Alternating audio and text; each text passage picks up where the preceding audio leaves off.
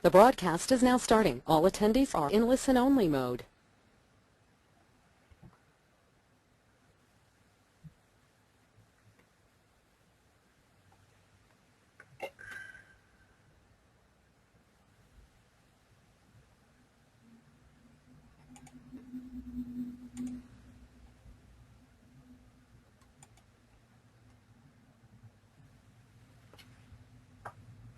Good evening, everybody. Bruce McCallum with Victoria Home Chat on this June 6, 2003. What a great day we had today in Victoria. And welcome you to the program. We've got a great program with a guest planner of Victoria tonight. We're going to talk about a whole bunch of neat things, particularly if you're a buyer of real estate. But before we get started, for those who haven't joined our broadcast before, Victoria Home Chat was started about 2 months ago, and the reason I started it is to provide a one-stop resource for homeowners, home buyers, and home sellers.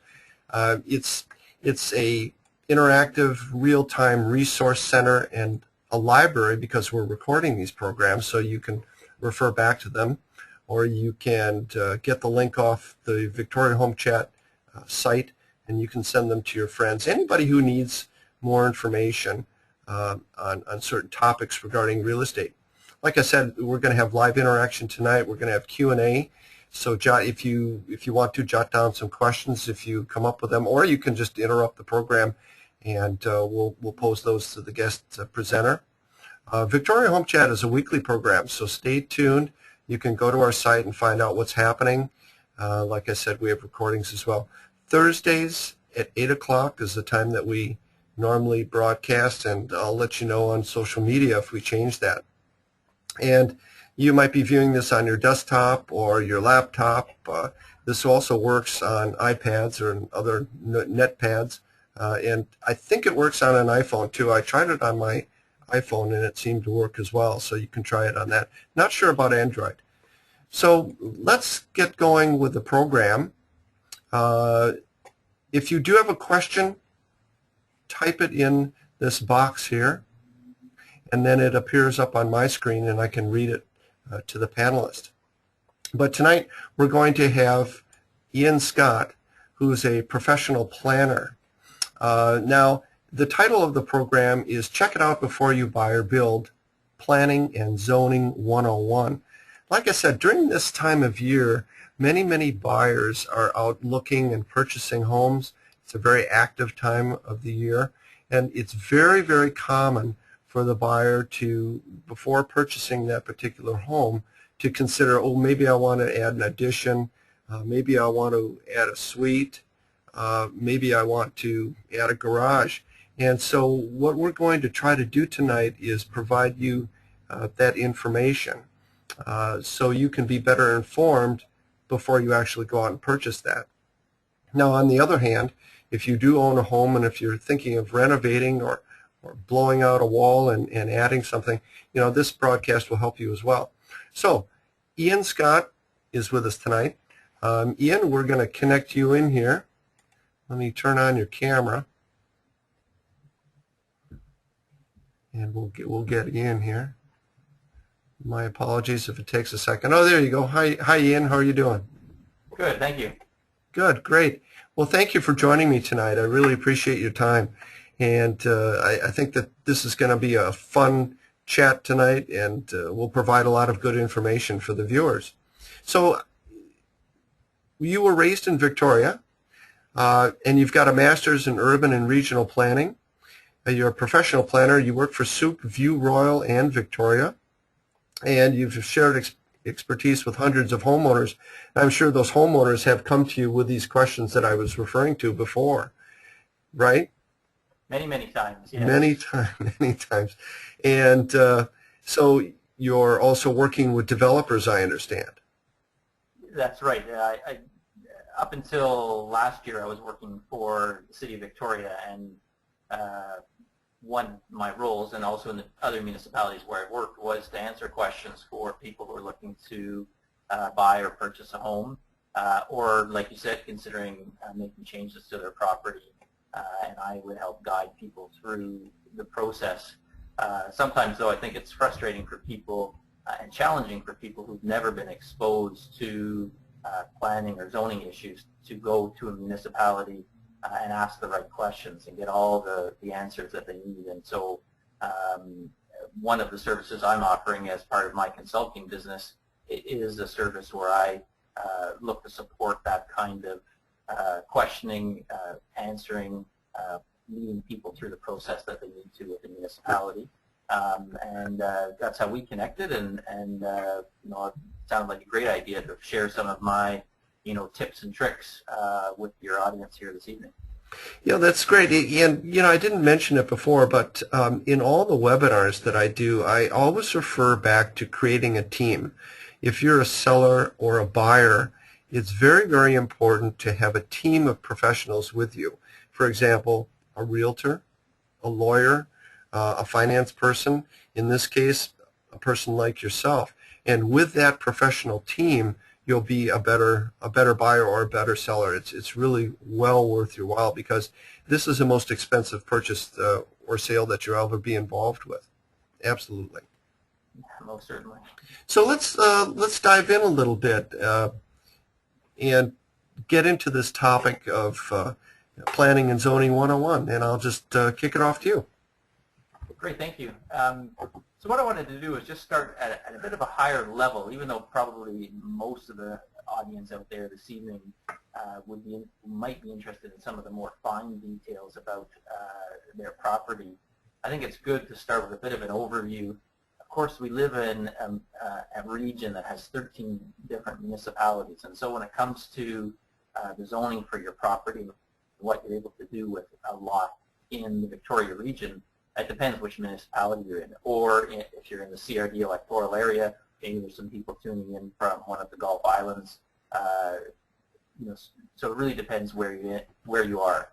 Unfortunately, the rules are different in each municipality.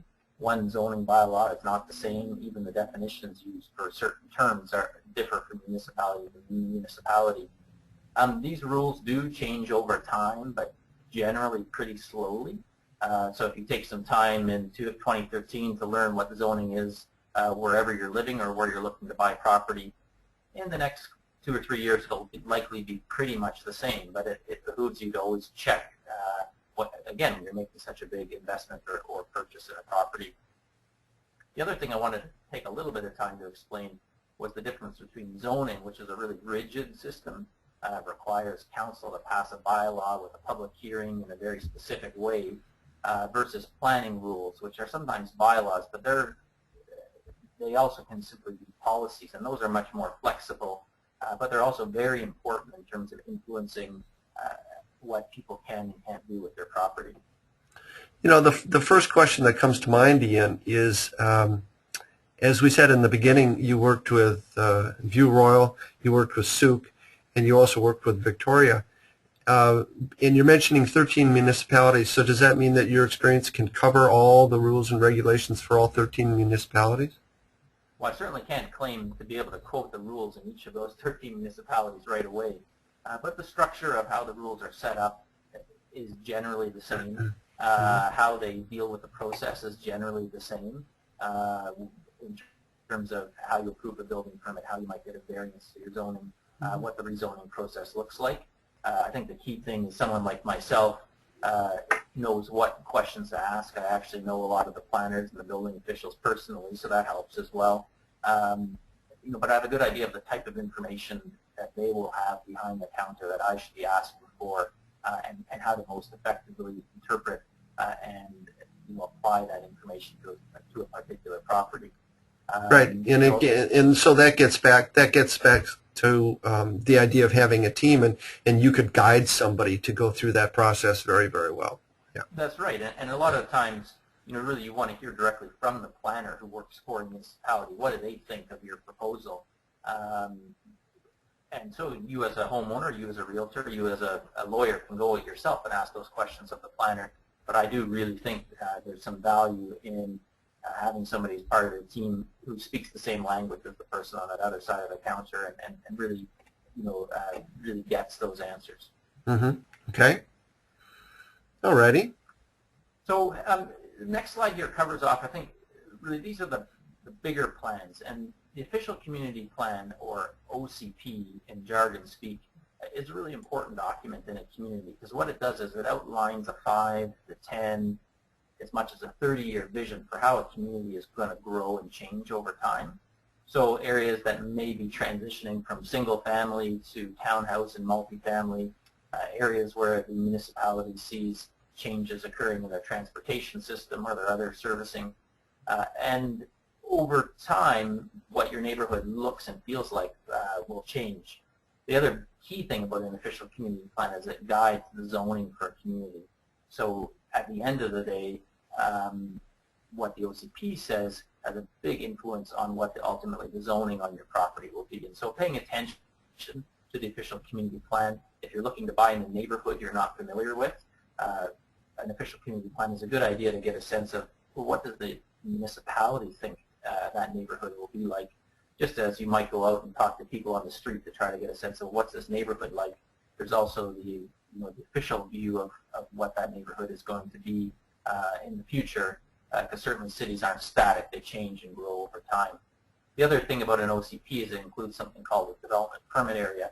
And I've included that because we have so much coastal area in the Victoria area, and in many municipalities, if you own or are looking at waterfront property, you might have the requirement to get an environmental development permit, even for a very small project. Development permits also influence the type of small lot development you can do, the type of duplex construction you can do. So depending on what you're looking for, a development permit and getting one of those before your building permit is something that you might have to do.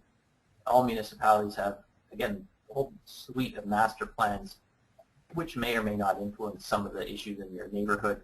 And then finally, there are a set of policies often just passed by a council resolution. They have no legislative or statutory standing, but again, they influence quite strongly what you may or may not be able to do with your property if you're looking at doing something like a variance or something like a rezoning where you're trying to expand some of the possibilities on your lot.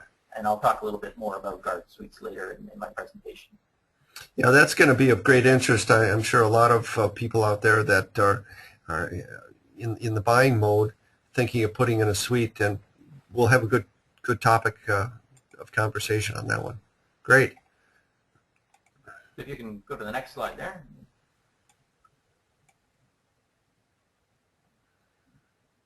So this is showing simply one urban place designation map from one of the OCPs in the region. This is Victoria's OCP. I really just wanted to highlight that this is the map of how the city sees the different land uses playing out over time in the city. And if you're looking at a property, just as you want to find out the zoning for a property, I would encourage everyone to just get a sense of, is the property in an area that the city sees some change over time? Is it going to go from an area that is designated for single family to an area that might envision townhouses or multifamily? One thought that pops up as you're talking and as I look at this map is the question of, if I buy this home, is it going to be near the proposed sewage treatment facilities?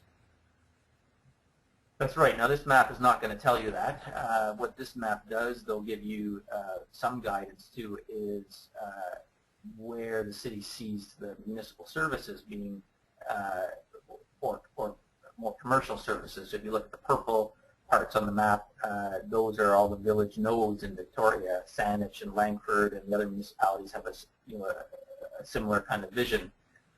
Getting into how sewage is going to play out, that's something that's one of those master plan documents that you have to look at, rather than the official community plan. The official community plan focuses much more on land use matters, rather than those kind of infrastructure matters.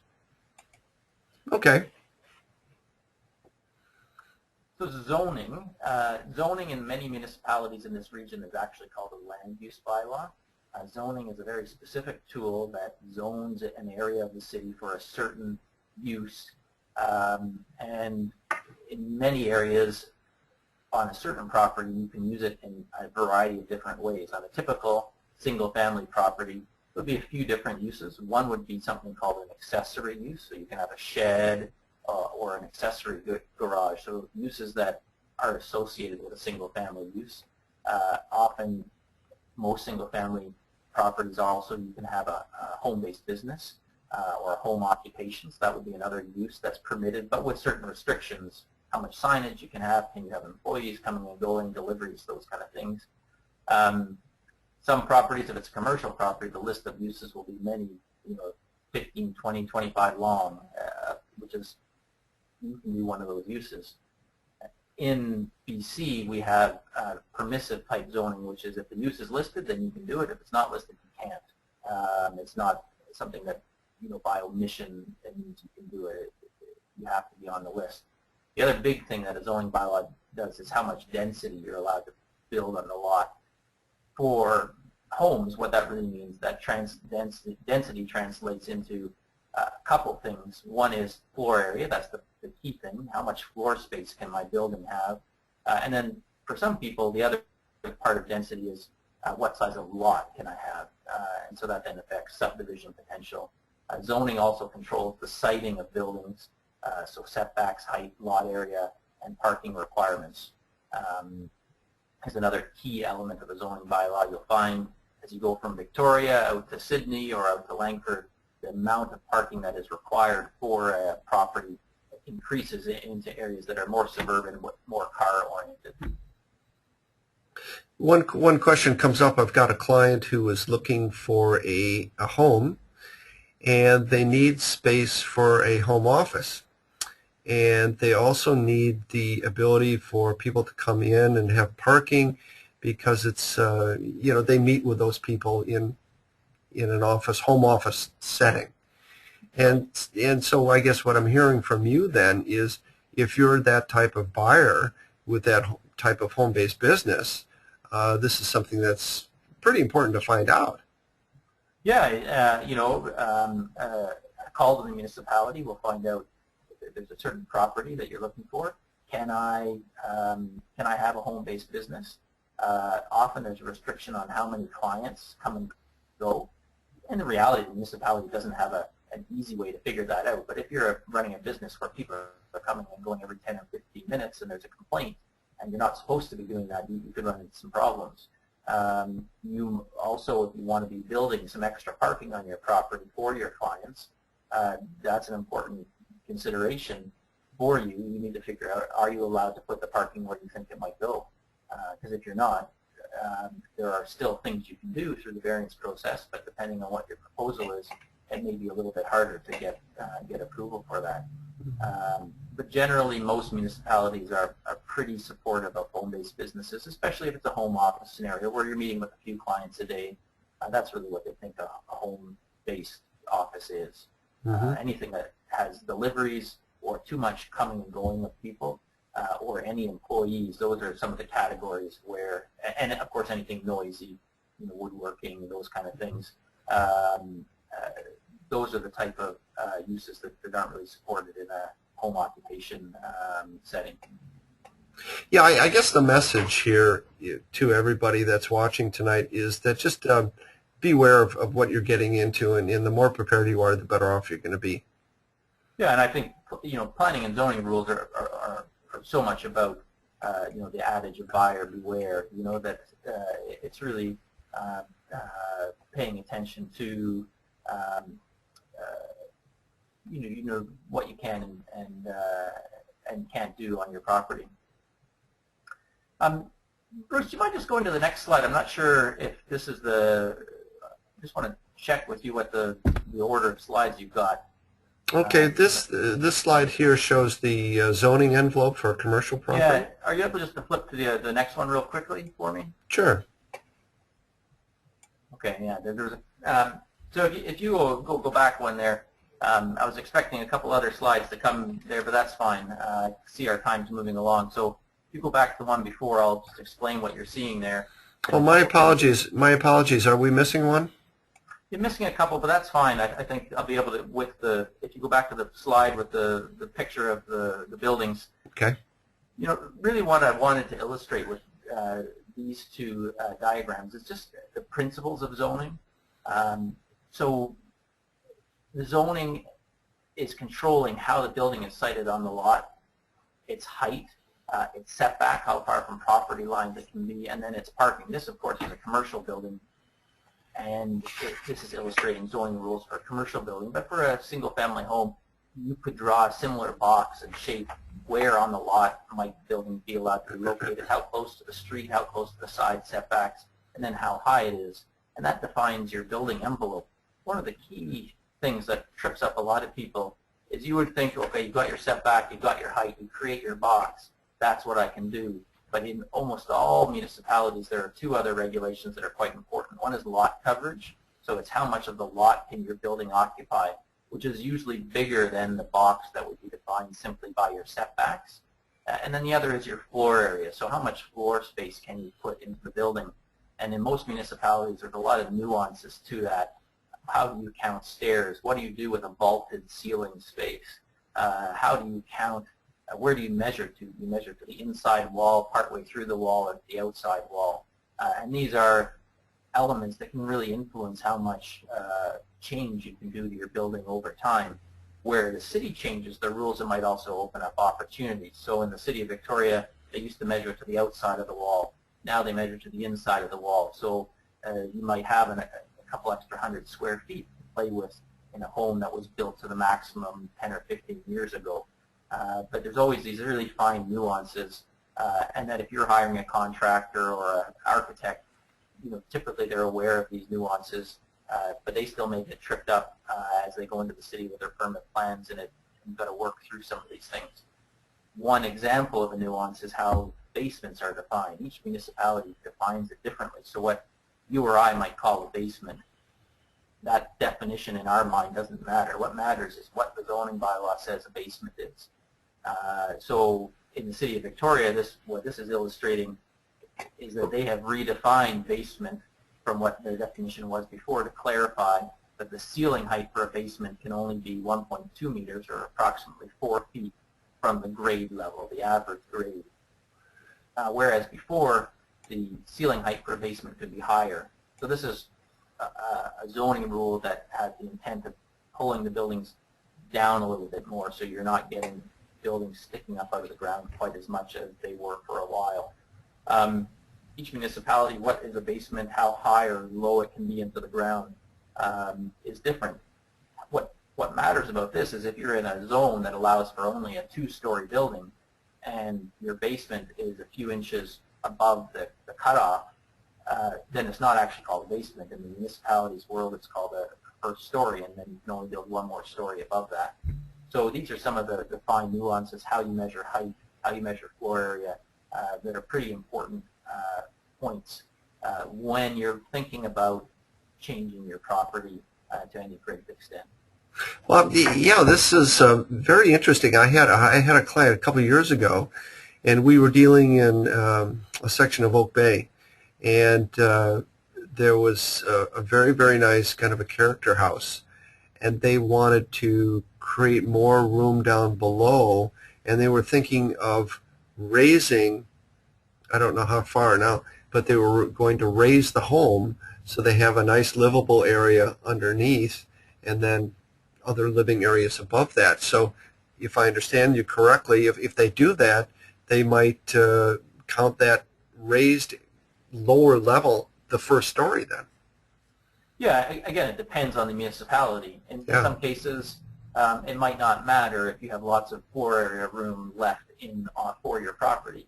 In other situations, it may make the difference between being able to do your project or not, or triggering a different process, which we can talk about in a few minutes, the variance process, rather than just a simple building permit process. So it's about what process that you'll have to go through, and some people are up for a long process, some people are not, and that may be one of the influencing factors in the purchase decision they're making. Mm-hmm. Yeah, I guess it gets back again. You can't assume that nice character home that you're falling in love with, you can raise a basement. You have to check that out. Exactly. Yeah. Okay. So the other thing that I wanted to impart to people this evening was simply an emphasis on the language that gets used, I think, out in society, but also then in real estate listings, versus the definitions that that come from the Local Government Act and the English Common Law that planners and municipal officials will be using. So really the distinction then is between a legal use versus an illegal use. A legal use of a property is one that is allowed by zoning, and it was built with all the permits that were required. So those two things have to have happened or need to go together for it to be a legal use. So an illegal use is something, or something that's illegal. It may be a situation where the zoning allows it, but actually it was not built with permit. So in the municipality's view of the world, it's illegal. So that, for example, applies to many secondary suites, which were built prior to permission for those to be built. So they weren't built with permit. They were, done under the table. Even though the zoning has changed to allow them, they're almost in all municipalities that are still then illegal suites rather than legal. To legalize them, you have to then build them with a permit or go through whatever process the municipality has designated to convert one of those older suites to a legal unit. Obviously, if the zoning doesn't allow it, it's illegal. The only exception to that is something called legally non-conforming. So you'll hear people throw out the term non-conforming. Well, non-conforming just means it doesn't meet the zoning now. There is a legal non-conforming status for a piece of property where what is happening on the property used to be allowed under the zoning, but is now not allowed. And that's either the use was allowed previously and is now not, or the siting of the building was previously allowed or is not, or the parking requirements it used to meet it, now it doesn't. And so in older parts of our community, you'll find houses that are built too close to the front of the road, or they have no parking, and those are often legally non-conforming situations. So it's allowed to be like that, but it's not currently allowed under the zoning. How that affects you as a buyer or a homeowner, maybe if you have a piece of property and think, oh, I just want to expand, out the back of my home a little bit further, and in my vision, I'm going to keep the side yard at about the same place it is now. Well, it may be that actually you're not allowed to go as close to that side yard as you used to, and so if you want to have your house go back in a straight line, you'll need to go for a variance to the board of variance to allow for that expansion of that legally non-conforming siting. If it's a use, it constrains you even more, and those are areas of usually of transition in the city where maybe there is older residential that the city sees is going to transform commercial, or vice versa, or in an industrial situation, they want to see it switch to some tidier use usually. Mm-hmm. Yeah, if you're able to go to the next slide there, unless someone has a burning question. Oh, well, there's a couple, but we're gonna keep them till the end. Okay. Yep. So just to continue on with this thing, so a secondary suite, again, in municipal conversation, it generally is referring to a legal suite. So that's one that's allowed and it was built with permit. An in-law suite, which you'll see out there in the, out in the listings for a municipality, that's an illegal suite. And we do now have secondary suites. So these are additional units in the main building on a lot, a single-family home, almost always only in a single-family home. Colwood is one of the municipalities that's experimenting with secondary suites and duplexes. Saanich, some new townhouses now have some legal secondary suites. They call those lock-off suites. But generally, a secondary suite is in a single-family home, and those are now legal in 11 of 13 municipalities. The key thing to pay attention to, though, is that they're not always allowed for all lots, so you should check.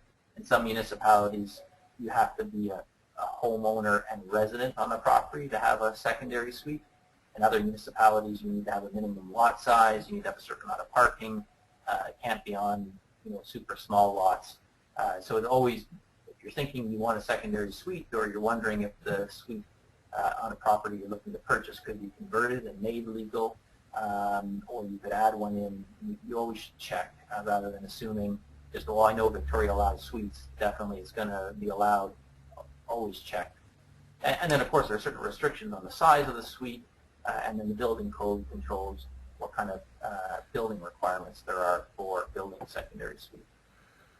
Yeah, and that gets back to the issue of the area of Gordon Head, which is near the university. There's many suites in that area, Yeah. and there's also a section south of Mackenzie that is now allowing legal. Can we call those legal suites as long as they're done properly with permit?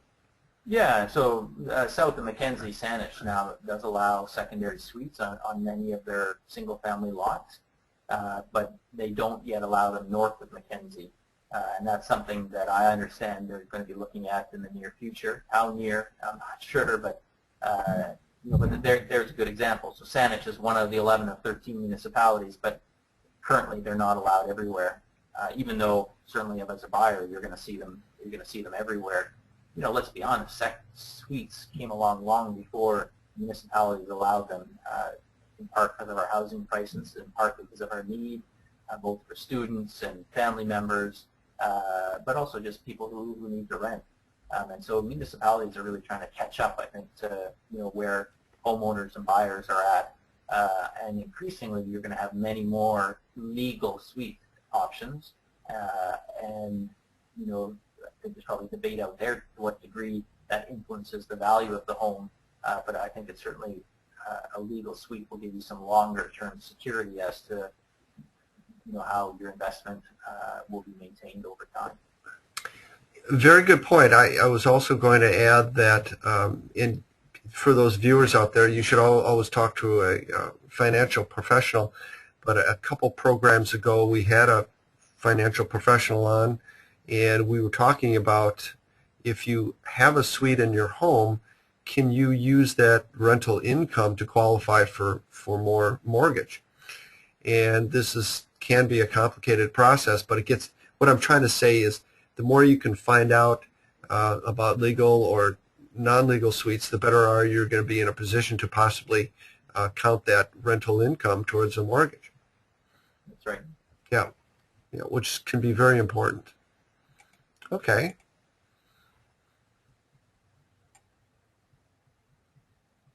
So another thing I just wanted to highlight, again, I think this is an increasing interest out there amongst the real estate buying community, which is a coach house or an outbuilding that has a legal unit in it. So instead of a secondary suite, an outbuilding where you're allowed to house somebody in in a separate unit.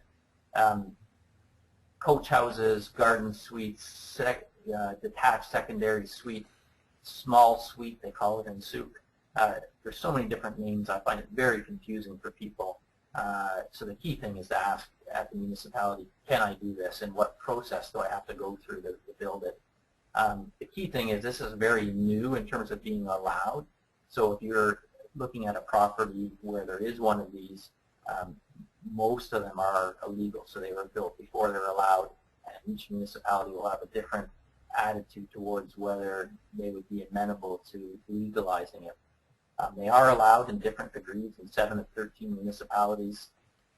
They're easiest to build in Souk and Colwood, just you need a building permit. Other municipalities like Victoria, you need a rezoning or at least a development permit. Langford, generally they're only not allowed in their new development areas. Sydney has one section of town that has lanes where they allow them outright. In the other part of the municipality, you would need a rezoning. Central Saanich has approved one. So it really varies across the region. But again, as as people want to stay in their communities, maybe an elderly family thinking about staying on their property, they have a bit of a bigger property, they want to stay there, get some income from renting out the main house, they can build a nice, small, accessible unit that's easy to look after. I think there are a number of situations where people might be interested in this. Vancouver, and North Vancouver, have very successful, they call them laneway houses because they take advantage of the lanes they have in those communities. And the building of those type of units has just boomed over the last 3 or 4 years. I can see also the application of parents, or excuse me, a couple with older parents, and having them live in, let's say, a coach house or whatever, and to have that house accommodate them comfortably. Exactly, or somebody who has a nanny or an elderly or an older disabled child who's semi-independent. I think there's a whole variety of personal situations that might work. But where they're allowed, you can just simply use it as rental income. And so instead of having somebody living in your basement, you have someone living in an outbuilding, more in your backyard. But for some people, that may be a more attractive, situation than having someone in their house, or their house might not be conducive to having a secondary suite, or they want to just grow into the rest of the house now that they can afford it better.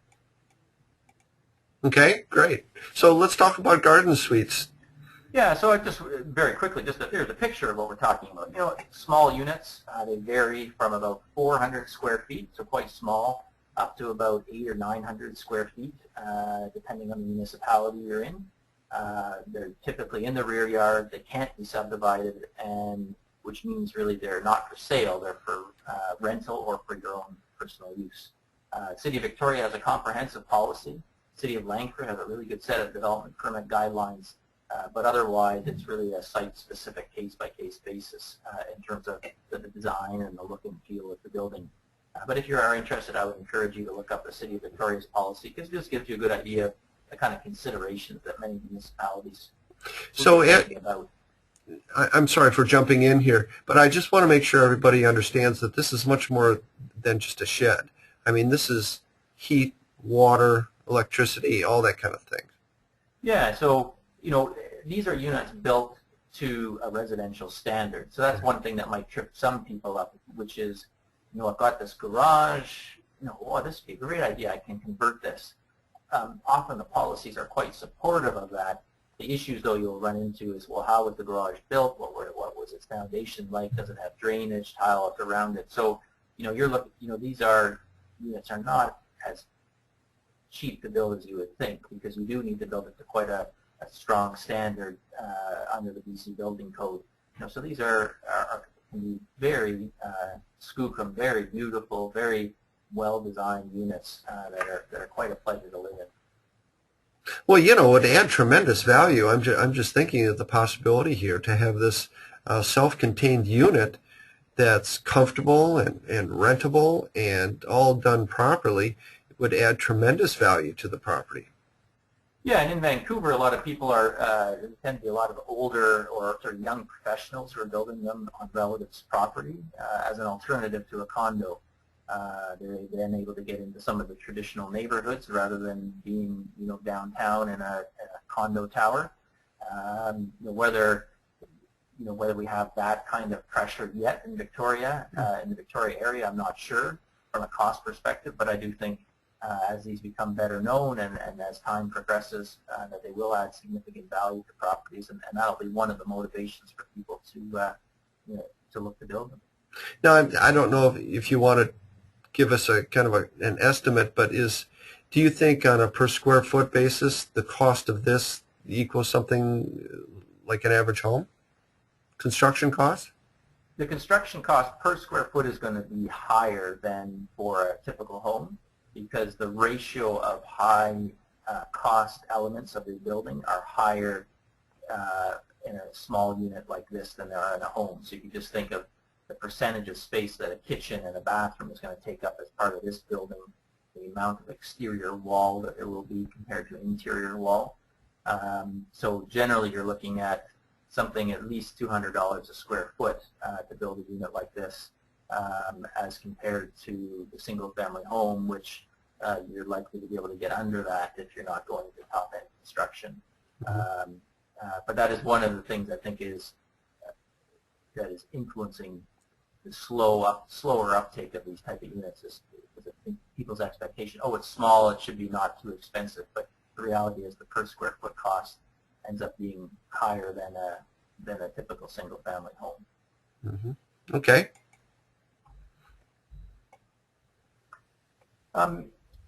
One of just the very last things I wanted to touch on was, well, what if the zoning doesn't allow you to do what you want? And there's a number of options.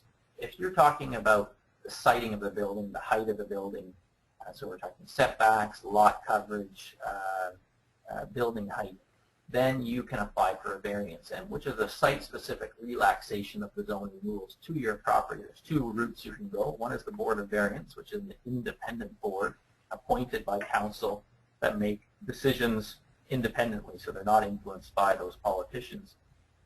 And the Board of Variance is supposed to look at hardship issues. So in a traditional sense, that would mean there's something particular about your lot that makes it hard to meet the zoning rules.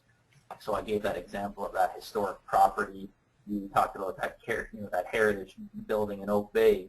Well, that's a particular thing on that property.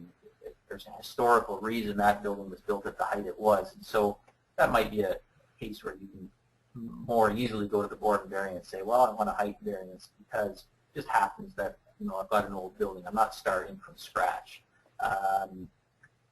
The other route you can go to get a variance is the council with something called a development variance permit. Council can bring in all the issues they want into the equation as well as add conditions to your variance. The one thing about a development variance permit, a lot of people have to get into them because council is the only body that can deal with the variance for parking issues, which can be quite common in some areas. So I only want to provide one spot on my property instead of two. I want to be able to park in the front yard where it's not allowed, those kind of things. The other thing a development variance permit can be used for, although it rarely seems to be used, is to vary the subdivision or development standard requirements in terms of whether I install sidewalk or not. But you'll find most municipalities are pretty reluctant to go down that route. The final point is you can't vary use and you can't vary density. So your only option there is something called a rezoning. And most changes to a zoning bylaw occur based on an application from a homeowner or somebody who might be looking at a larger developer. And they have to do a rezoning because they want a different use than is allowed now, or they want the density to change. So they want to be able to build more building floor area than the zoning currently allows. So maybe you can already build a single-family home, but you want to build a bigger one than you were allowed before. Or maybe, as in the case in Victoria, I want to put in a garden suite. The policy says they're supportive of it, but you still have to go through a rezoning to get that use allowed on the property. And so, again, there's a variety of circumstances you might get to a place where you need to do a rezoning for use or for density. As you go from top and bottom to the bottom of my list there, it gets harder. So a Board of Variance can be quite a short process, from a few weeks to 6 or 8 weeks. Development variance permit is in the sort of 6 to 16-week timeline. A rezoning is something that's more like 4 months to a year or more, depending on the complexity of the project. And I wanted to finish off just with this graphic, 10 steps to get your rezoning. And I think it's a good guide for any of the processes that you might be involved in. It starts with becoming familiar with the policies, understand what might be your neighbor concerns, because in all those processes, neighbors have some ability to speak to your proposal. Make your application with the city, pay your fee. There's always a fee, which varies from municipality to municipality. The planning department, the engineering department are going to give you feedback on your proposal, suggest changes. And then eventually you get to present to council, often at a committee level first, and then eventually to the council itself. If you're going to the Board of Variance, once you've paid your fee with the planning department, you just present it straight to the board. So that's why it's so much simpler. There's no the same kind of noticing requirements aren't there. And in a rezoning or in a development variance permit, one of the steps is a public hearing in most places, and for sure everywhere for a rezoning. That's where the public gets to come and speak to your proposal, and after that is when final approval will be considered. Mm-hmm. Okay. But I think the key thing is understanding the rules, talking to your neighbors, getting a sense of whether it's something that is likely to be approved. Well, that's good. It's all clearly laid out. That's great. Well, because of time, we're going to have to zip through these questions pretty quickly, but some came in, and I'll just try to read them to you. What are the steps to get approval to raise a home? We touched upon that a little bit, talking about the basement, basement level. But the question was, what are the steps to get approval to raise a home? So if after you've raised the home, you don't violate any of the zoning rules, the step would simply be to apply for a building permit. And that's probably, you would start with that assumption that maybe this is the only thing I have to do, come up with a bit of a plan, get some measurements on the property, and then go and speak with the permit section of your municipality and talk to the planners. Does this meet the rules? If it meets the rules, then you're just dealing with building permit issues, engineers, building inspectors. If it doesn't meet the planning rules, then you would need to get a variance, and that's something that the Board of Variance could consider. Okay. The other question that came in is, what area in Victoria is okay for legal suites, and what are the requirements? Well, we mentioned that briefly. There's a certain area below Mackenzie. And if you need more information, you can go to the Municipal Hall. They have a booklet on that. Or I'm sure they have it on the website as well. Yeah, so I mean, that question was Victoria, so I mean, depending what the person is thinking about, in the city of Victoria, they're allowed pretty much everywhere, provided your lot is zoned for single-family use. Saanich, like you said, there's a cutoff. Oak Bay currently doesn't allow secondary suites. Esquimalt does. So there's 11 of the 13 that do. The Oak Bay is one of them that doesn't. I can't remember what the other one of the 13 is that doesn't. So, but generally in most municipalities, you are allowed. Oh, I know, Metchosin doesn't allow them. They do allow garden suites though. Okay. And then the last question we have time for and is, when do you need to check for archaeological review? And what the person is asking is a lot of times along the coastline, there are these areas where the native Indians were settling and such. And if you plan to build or add additions, you have to have an archaeologist come in and check that. Is that right? Yeah, so the process is a bit confusing for people as to when you're supposed to or not. The key thing with that legislation, which is provincial legislation, is it's the responsibility of the property owner to not disturb those kind of resources. And if they do find something as part of a building project, everyone who's involved in that are supposed to stop and then bring in an expert to help them figure out what the right next step is.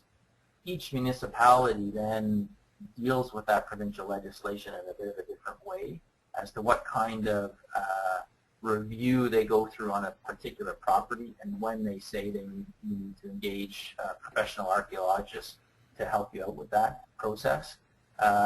When you make a building permit application or rezoning application, the municipality will be checking your property against sort of a known site list, and if you fall in one of those areas, then they will tell you you need to consult with the provincial archaeological branch, who will then tell you what your next step is.